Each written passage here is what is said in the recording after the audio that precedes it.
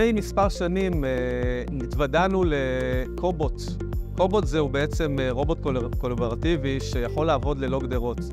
היה לנו הרבה בעיות בקווי הייצור עם מחסור בכוח אדם איכותי, והרבה פעמים נתקלנו במחסור שלא יכולנו להפעיל קווי ייצור בעקבות כך שאין לנו ידיים עובדות. כאשר התוודענו בעצם לפתרון של הקובוט שיכול לעבוד ללא גדרות, בחיפושנו מצאנו את חברת אסטרטק. חברת אסטרטק נתן לנו פתרונות בקו ייצור שעבד בצורה נהדרת. חלץ מוצרים מתוך הקו והיה חף מתקלות.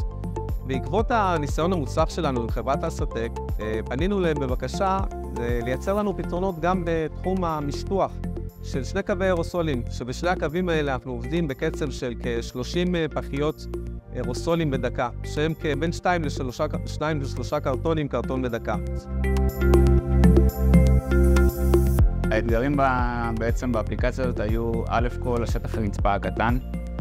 האזור שבעצם בו אנחנו נדרשים למשטח הוא מאוד מצומצם והגובה של התקרה הוא מאוד נמוך. לכן היינו צריכים להשתמש בקובוט במקרה הזה שהוא יחסית עם פוטפריט קטן ומעלית שתאפשר לנו למשטח לגובה של עד 1.90 מטר למרות מגבלות הגובה של המקום. היתרון שלנו בלעבוד עם רובוט היה בעצם א' כל האינטגרציה הקלה.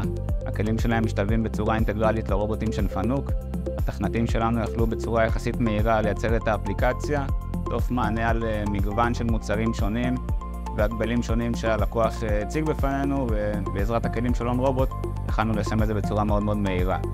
נוסף לזה, הגריפר של רובוט הוא גריפר ורסטילי שיכול להיפתח ולהיסגר לדרכים שונים, מה שאפשר לנו להרים קופסאות במידות שונות.